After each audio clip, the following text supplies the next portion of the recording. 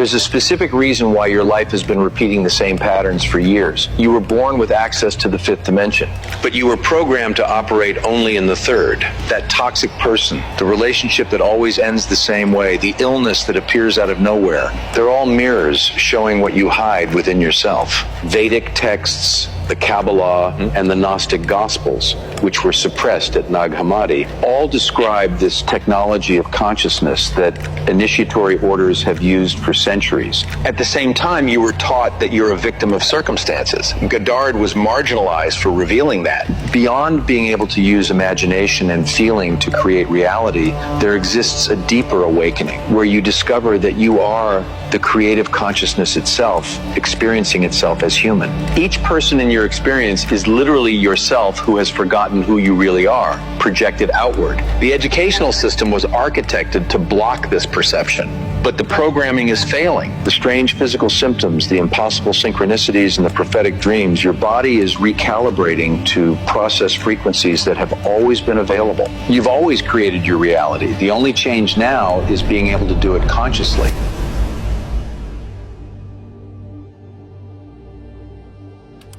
The person you see in the mirror every morning is living in multiple dimensions simultaneously, but has been programmed to perceive only a microscopic fraction of that experience.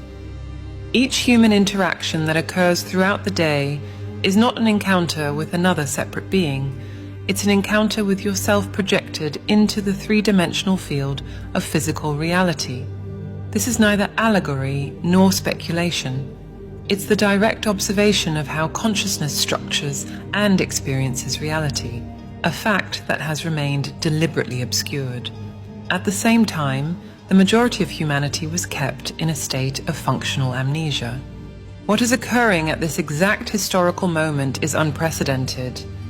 Humanity is going through a collective dimensional expansion of consciousness, a process that has already been underway for decades, but which now accelerates exponentially. Signs of this transition appear everywhere: the accelerated collapse of social structures that seemed unshakable, the dissolution of relationships that no longer resonate with new frequencies, the intensification of synchronicities that defy logical explanations, and above all, the growing feeling that something fundamental about the nature of reality has been deliberately hidden. There exists specific knowledge about how consciousness creates reality that has circulated for centuries in extremely restricted circles. Initiatory orders, secret societies, and esoteric groups all kept fragments of this understanding, using it to shape events, while the masses remained trapped in the illusion of being victims of circumstances. Neville Goddard, one of the few who dared to publicly expose these principles in the 1950s and 1960s, paid the price of academic and religious ostracism. His teachings about the law, the conscious use of imagination to create reality, and about the promise, the awakening to our true divine nature, were systematically marginalized and classified as delusional mysticism. The global educational system, since its conception, has been structured to keep people operating exclusively in three-dimensional consciousness: Newtonian physics, linear cause and effect, and separation between observer and observed. All these concepts were hammered into minds for generations, creating a perceptual prison so efficient that its occupants actively defend their cages. Meanwhile, those who understand the deeper principles of reality consciously use focused imagination and sustained feeling to collapse quantum probabilities into concrete events, manifesting results that seem miraculous to those who operate only in three-dimensional logic. The HeartMath Institute has documented that the heart's electromagnetic field is 60 times larger than that of the brain and can be detected meters away from the body. When a person maintains coherent emotional states, this field literally organizes matter around it, influencing events in ways that classical physics cannot explain. But you don't learn this in school. You learn that results depend on hard work, physical effort, and competition. The programming is so deep that even when you experience spontaneous manifestations, that job that appeared out of nowhere, the impossible encounter that changed your life, the solution that appeared in a dream, you attribute it to coincidence or luck. The fifth dimension is not a place where we will go after some future cosmic event. It's a state of consciousness already accessible, a frequency of perception where you experientially understand that everyone in your reality is an aspect of yourself projected onto the three-dimensional mirror of the physical world. Each person who appears in your experience, from the intimate partner to the stranger on the street, is a materialization of your own assumptions, beliefs, and emotional states. This doesn't deny their own consciousness, but reveals that the version of them that you experience corresponds precisely to what you assume about them, consciously or unconsciously. This knowledge is emerging now because it can no longer be contained. The acceleration of global events, the collapse of official narratives, and the exposure of systemic manipulations, all of this catalyzes a mass awakening that will make control structures based on ignorance obsolete. Understanding these principles is no longer an esoteric luxury. It's a necessity for psychological survival in a world where old certainties dissolve daily. The Jewish Kabbalah, codified in the Zohar 800 years ago, but transmitted orally for millennia before that, maps 10 Sephirot, emanations of divine consciousness that structure all of reality in multiple simultaneous dimensions. Each Sephira represents not just an aspect of creation, but a complete state of consciousness accessible through specific techniques of meditation and visualization. The Kabbalists navigated between Malkuth, the physical realm, and Kether, the crown of pure consciousness, not through spatial displacement, but by altering the frequency of their perception, a technology of consciousness that anticipated by centuries the modern understanding of superposed quantum states. Simultaneously, the Egyptian-Greek corpus hermeticum established the principle, as above, so below, not as a poetic analogy, but as a literal description of how fractal patterns repeat through different dimensional scales of reality. Original mystical Christianity, before the distortions of the Council of Nicaea in 325 CE, taught something radically different from what became religious dogma. The kingdom of heaven is within you was not a metaphor about morality. It was technical instruction about accessing expanded states of consciousness. The Gnostic Gospels, deliberately excluded from the official canon and discovered at Nag Hammadi only in 1945, reveal that Jesus taught about multiple dimensions of existence, about the illusory nature of physical reality, and about how thought and emotion create material experience. The Gospel of Thomas records, when you make the two one, when you make the inside like the outside, then you will enter the kingdom. This is a precise description of the collapse of subject-object duality that characterizes expanded states of consciousness. The quantum revolution of the 20th century scientifically validated what mystics had always known. The double-slit experiment demonstrated that particles exist in a superposition of probabilities until they are observed. Consciousness literally collapses potential into reality. Bell's theorem proved non-locality. Entangled particles respond instantaneously regardless of distance, violating the speed of light, proving that space as we perceive it is an illusion. Physicist David Bohm developed the theory of hollow movement, where all of reality emerges from an implicate order, a field of infinite potential that unfolds into the explicate order that we experience as the physical world. Neville Goddard emerged in this context as a unique bridge between ancient esoteric knowledge and modern understanding. A student of Abdullah, an Ethiopian rabbi who mastered the Kabbalah and Jewish mysticism, Goddard distilled millennia of occult wisdom into practical, applicable principles. He distinguished two levels of understanding, the law and the promise. The law teaches that imagining with feeling creates reality. You assume the feeling of the wish fulfilled, and the physical world reorganizes itself to confirm it. Thousands have documented results using this technique. Marriages saved after mentally assuming restored love, fortunes manifested after imaginatively living in abundance, and inexplicable healings after assuming perfect health.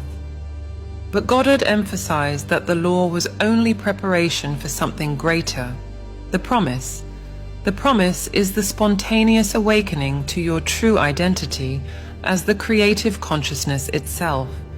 It's not you using techniques to manifest desires, but the direct realization that you are the sole creator of all your experience, that each person in your life is literally you projected. Goddard described his own experience of the promise, a literal explosion in his head, followed by the perception of being everyone and everything simultaneously. Not hallucination or psychosis, a permanent expansion of consciousness that completely transformed his understanding of reality. The Western educational system, modeled on the 19th century Prussian system, was specifically designed to create obedient workers, not independent thinkers. John D. Rockefeller, founder of the General Education Board, explicitly declared, "I don't want a nation of thinkers, I want a nation of workers." The curriculum emphasizes memorization over comprehension, conformity over creativity, and competition over collaboration. Newtonian physics is taught as absolute truth, while quantum physics is relegated to advanced specialization. Behaviorist psychology reduces humans to stimulus response machines, completely ignoring consciousness as a causal factor. This systematic programming created generations that accept limitation as reality, that see separation where unity exists, and that seek externally what can only be found internally. The conditioning is reinforced by the media, by culture, and by social pressure. Questioning the nature of reality is ridiculed as magical thinking. Mystical experiences are pathologized as dissociation. Spontaneous manifestations are dismissed as a coincidence. The result is a population that operates at a minimal fraction of its consciousness potential, actively defending its own limitations as rationality. The statement that each person in your reality is yourself projected completely disarms conventional psychology and the common understanding of human relationships. This is not about philosophical solipsism or the denial of the existence of other consciousnesses. It's the recognition of a specific mechanism through which consciousness structures experience. You never interact with others directly, but only with your own assumptions about them materialized in the three-dimensional field. The colleague who constantly sabotages your projects exists in that specific form in your reality because some part of you maintains the assumption of sabotage. The distant and cold partner manifests exactly the emotional frequency that you assume, consciously or unconsciously, about intimacy and love. Abdullah, Neville Goddard's mentor, demonstrated this in a brutal and effective way. When Goddard complained about someone, Abdullah would respond, "You are talking about yourself." This wasn't psychological advice about projection in the Freudian sense. It was a literal description of how reality operates. Each characteristic you perceive in another, each behavior you experience from them, each word you hear them say, all of this emerges from your own crystallized assumptions.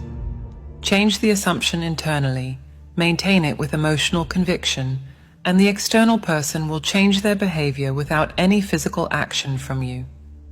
Thousands have tested and confirmed. The tyrannical boss becomes supportive when you assume their benevolent nature.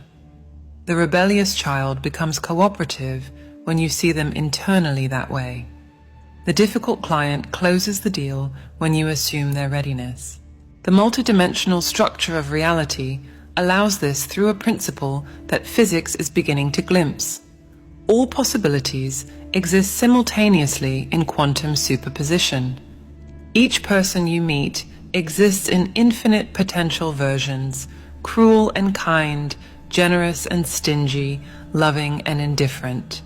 Your consciousness, through the mechanism of observation that quantum mechanics confirms, collapses a specific version into your experience. It's not that you create the person from nothing, but you select which dimensional version of them manifests in your perceptual field. This is why the same person can be experienced as completely different by different observers. Each one is collapsing a different version based on their unique assumptions. Dimensions are not distant places that can be reached through spatial travel. They are frequencies of consciousness occupying the same point in space-time. Imagine a radio. All stations exist simultaneously in the same space, but you tune into only one frequency at a time. The third dimension is the frequency of separation, linear cause and effect, and sequential time. The fourth introduces the perception that time is malleable, that past and future are mental constructions accessible in the now. The fifth dimension, where humanity is transitioning, is the frequency where you directly perceive that separation is an illusion, that all others are aspects of yourself experiencing themselves as apparently separate. Carl Jung approached this understanding with his concept of the collective unconscious, but stopped before the radical conclusion. We don't share a collective unconscious. We are the same being experiencing itself through multiple perspectives simultaneously. This is why synchronicities occur. When you change internally, your entire reality must reorganize itself to reflect that change, creating coincidences that are actually dimensional realignments. The person you needed to meet appears. The book with the answer falls from the shelf. The phone call comes at the exact moment. It's not the universe conspiring in your favor. It's yourself in higher dimensions, orchestrating experiences in lower dimensions. The process works through what Goddard called assumption. You assume that something is true and persist in that assumption until the external world confirms it. However, there's a crucial subtlety that most overlook. The assumption must be felt as a present fact, not a future hope. The difference is dimensional. Hope operates in the third dimension, where temporal separation exists between now and later. Assumption operates in the fifth dimension, where everything exists now, and you simply select which now to experience. When you truly understand that the difficult person is yourself, having forgotten your divine nature, projected to create contrast and catalyze growth, the conflict dissolves instantly. This understanding explains why conventional behavioral change techniques consistently fail. Cognitive therapy attempts to change thoughts in the third dimension. In contrast, the real cause operates in the fifth. Medication attempts to alter brain chemistry when the issue is related to the frequency of consciousness. Confrontation attempts to change the other when, in reality, it is just a reflection of yourself. It's like trying to clean a mirror by scrubbing the reflection instead of cleaning your own face. The only real change occurs when you alter your fundamental assumptions about the nature of reality and your role as the sole creator of your experience. The mechanism through which emotions create physical reality operates at a level that completely transcends conventional psychological understanding. When Neville Goddard declared, "Feeling is the secret," he wasn't offering a motivational platitude. He was revealing the specific technical process through which consciousness imprints patterns onto the malleable quantum field. The discrepancy between what you consciously think you desire and what you viscerally feel as truth always results in the manifestation of the feeling, never the thought.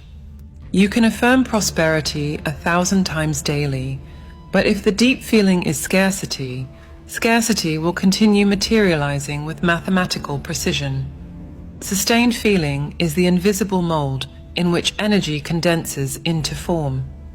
This understanding reveals why people who apparently do everything right, visualize, affirm, and act remain stuck in the same patterns. They're operating at the mental level while creation occurs at the level of feeling assumed as fact. The difference is dimensional. Thought operates at the frequency of possibility. Feeling operates at the frequency of certainty. When you feel something as absolutely real and present, not future hope, but accomplished fact now, the quantum field has no choice but to reorganize itself to confirm that feeling. This is why moments of absolute certainty produce instant manifestations that defy logical explanation. Time in expanded states of consciousness doesn't flow linearly from past to future through the present. All possibilities exist simultaneously in the eternal now, and feeling selects which timeline you experience.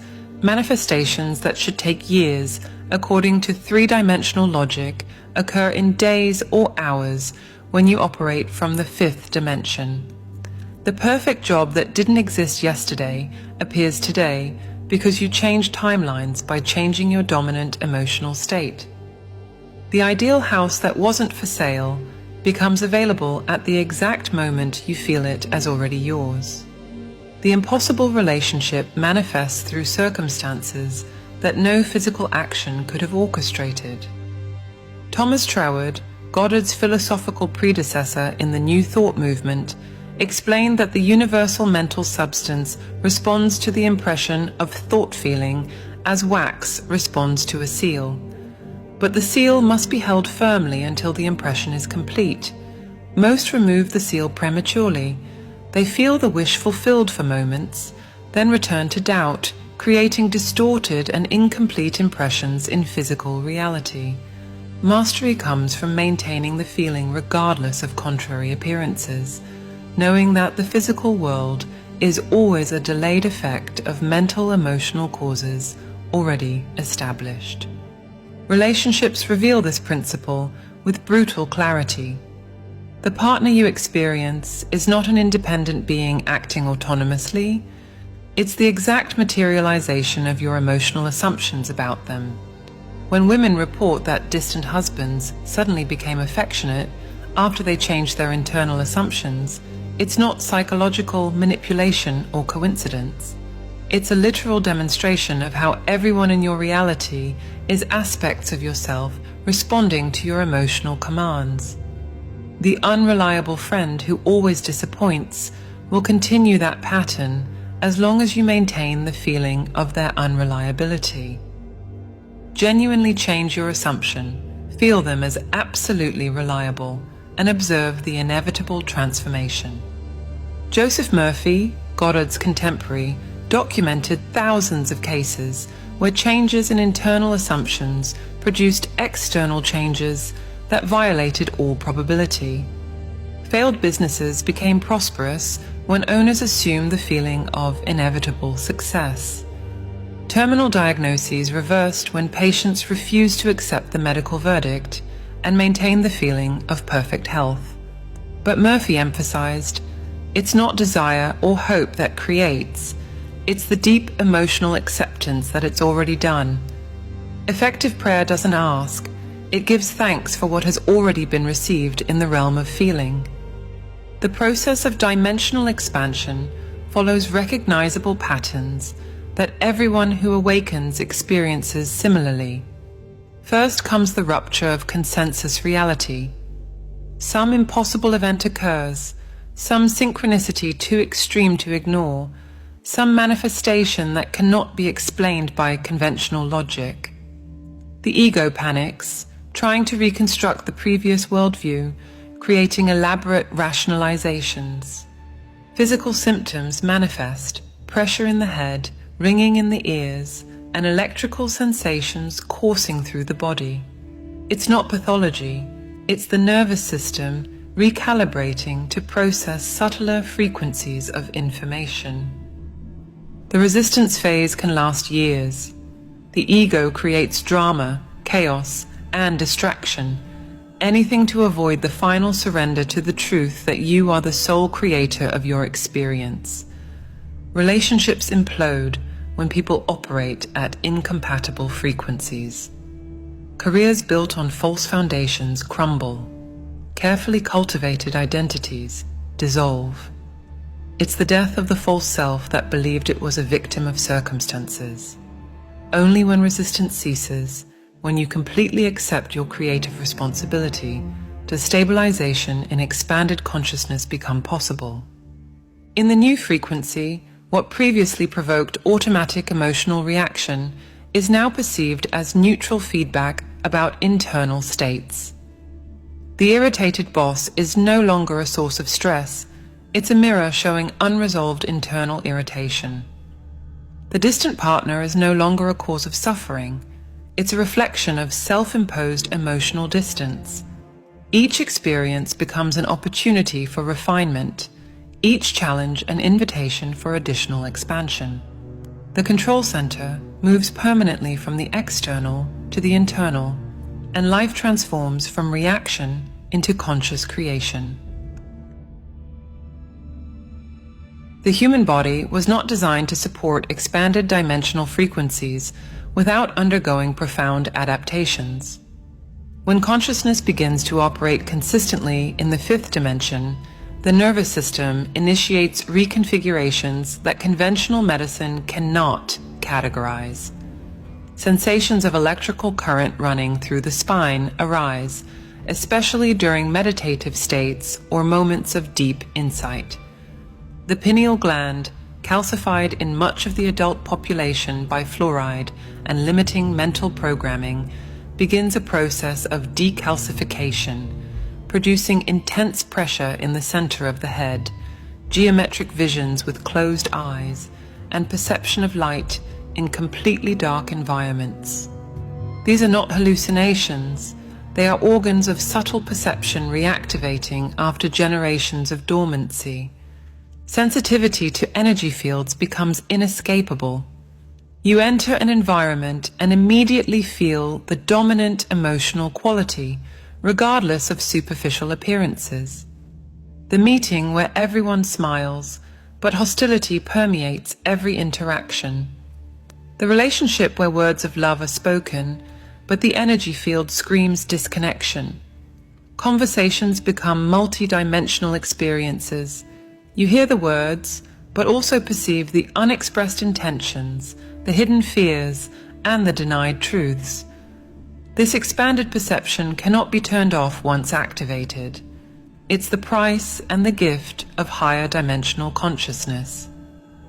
Existing relationships begin radical realignment when you viscerally understand that each person in your life is a manifestation of your own internal states. The rebellious child who defied every attempt at communication suddenly becomes receptive when you stop projecting onto them your own repressed rebellion. The critical father who never approved of anything transforms into a supporter when you cease seeking externally the validation that can only come from within. But there's a dark side. Relationships based on frequencies incompatible with your new consciousness simply dissolve, often abruptly, without logical explanation. The person disappears from your life as if they never existed, because in the dimensional frequency where you now operate, they really no longer exist. The digestive process becomes a precise barometer of dimensional alignment. Foods you consumed for decades without problem now cause immediate reaction if their vibrational frequency is incompatible with your new state. Meat produces lethargy and mental density. Refined sugar creates disproportionate emotional turbulence. Alcohol, even in small quantities, temporarily collapses your frequency, making you experience lower dimensional realities with all their limitations and sufferings. The body isn't punishing. It's communicating precisely what supports or sabotages your expanded consciousness. Sleep patterns transform completely. Some nights you wake precisely at 3:33 or 4:44, not by chance, but because at these moments the veil between dimensions is thinnest and downloads of higher dimensional information occur. Other nights, sleep is so deep that you wake with no memory of having slept, as if you had simply blinked between lying down and rising. Dreams become vivid beyond description, often prophetic, showing events that manifest days or weeks later exactly as dreamed.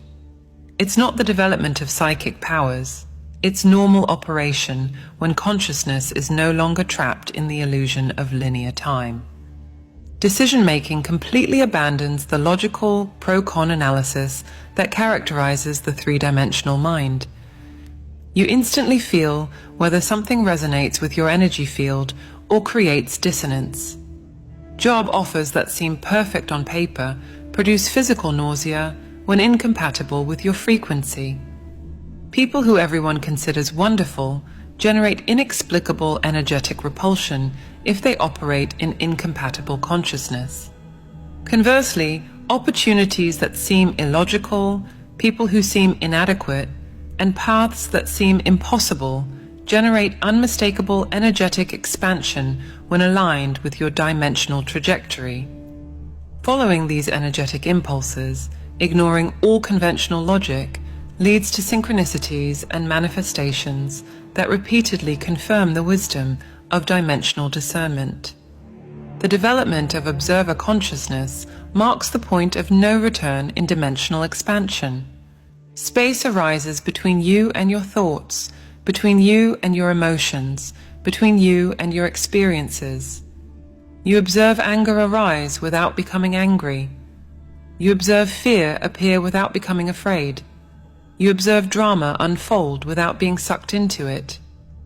This observational space is the fifth dimension, the point of pure consciousness from where you can deliberately choose which reality to experience, which emotion to cultivate, which timeline to follow. It's not pathological dissociation, it's conscious mastery over the mechanisms of creation. But there is a price. The initial isolation is brutal. You can no longer participate in conversations about victimization, limitation, and impossibility. Social gatherings become exercises in containment, while others discuss problems that you know to be self-imposed. Family questions your sanity when you affirm that reality is malleable. Friends drift away when you refuse to validate their stories of suffering. You inhabit two worlds simultaneously, the three-dimensional world where you must function physically, and the five-dimensional world where you operate consciously. Navigation between them requires mastery that takes years to develop. Stabilization in expanded consciousness is not a single event, but a continuous process of refinement. Each layer of dissolved programming reveals another deeper one. Each transcended limitation exposes another more subtle one. The ego continually tries to reassert control through increasingly sophisticated dramas. Constant vigilance becomes necessary to maintain elevated frequency in a world designed to collapse consciousness back into three-dimensional density. But with each day of practice, each conscious choice, each refusal to accept limitation as reality, the new frequency becomes more stable, more natural, more inevitably your true nature. The complete architecture of reality revealed here is not philosophical theory or metaphorical construction. It's the operational map of how consciousness creates experience, deliberately hidden while humanity was kept in lower dimensional frequencies. From the hermetic knowledge protected in secret societies to Goddard's distinction between law and promise, from the projective nature of all beings in your reality to the physiological changes of dimensional expansion. Each element forms part of a unique and coherent system that explains not just anomalous experiences, but the very structure of existence. You've always operated on these principles unconsciously. The difference now is the opportunity to operate them consciously. Humanity's present moment has no precedent in known history. The exponential acceleration of global events, economic collapses, exposure of systemic manipulations, dissolution of official narratives, and mass questioning of previously unquestionable authorities is not random chaos. It's a symptom of collective dimensional expansion, where three-dimensional structures based on separation and control can no longer maintain cohesion in increasingly five-dimensional frequencies. Each revelation of corruption, each exposure of historical lies, each breakdown of established systems accelerates the collective awakening to the truth that reality has always been a conscious construction, not an immutable objective fact. Those who understand these principles navigate the apparent chaos with serenity, impossible for those operating in three-dimensional consciousness. While others panic about external collapses, you recognize the opportunity for internal reconstruction. While others lament losses of old structures, you celebrate the space created for new manifestations. While others desperately seek to return to the previous normality, you know that the only direction is forward to increasingly expanded frequencies where limitation is recognized as choice, not imposition. But here's the crucial warning. Intellectual understanding of these principles is only the first infinitesimal step. You can memorize every concept, quote Goddard verbatim, and explain dimensions and frequencies with academic eloquence and still remain completely trapped in three-dimensional consciousness. Real transformation occurs only through consistent application, through the daily practice of assuming feelings of desired realities, through the persistent refusal to accept apparent limitations as final. Each time you choose to feel abundance in the face of apparent scarcity, each time you maintain love when confronted with hostility, and each time you assume perfect health while ignoring symptoms, you strengthen dimensional muscles that have atrophied through generations of disuse. Reflect honestly. How many times have you experienced impossible manifestations that you dismissed as a coincidence? The job that appeared exactly when you needed it most. The encounter that changed your life occurred against all probability. The solution that emerged in a dream for the problem that seemed unsolvable. The person who called at the exact moment you thought of them intensely. Each of these experiences was a demonstration that you have always operated principles of conscious creation just without recognition or deliberate control. The question is not whether these principles work. You have a lifetime of evidence that they work. The question is whether you will continue operating them accidentally or assume conscious mastery. The process of transitioning from accidental operation to deliberate mastery requires more than mental understanding. It requires complete reconfiguration of how you process reality. The three-dimensional mind, trained in analysis and linear logic, must be transcended not through suppression, but through integration into broader consciousness. This is where contemplative practices become not an optional luxury, but a necessary operational practice. The agitated mind, jumping between past and future, worry and regret, cannot maintain the stable frequency necessary for conscious manifestation. Only in mental silence, in the space between thoughts, in the void pregnant with infinite potential, do you access the point of pure creation. Deep meditative states are not an escape from reality. They are access to more fundamental layers of reality where true change originates. When brainwaves decelerate from agitated beta to relaxed alpha, then deep theta, finally transcendent delta, you literally tune into frequencies where time and space become malleable, where communication with higher dimensional intelligence becomes possible, where reprogramming of limiting patterns occurs at the cellular level. But effective meditation for dimensional expansion requires more than simply sitting in silence. It requires specific sound technology, precise frequencies, and protocols developed through a deep understanding of how consciousness navigates between dimensions. All change begins with understanding your role as co-creator and the only way to connect with this divine intelligence is through meditation. We have developed a set of audio tools to help you access this higher state of consciousness.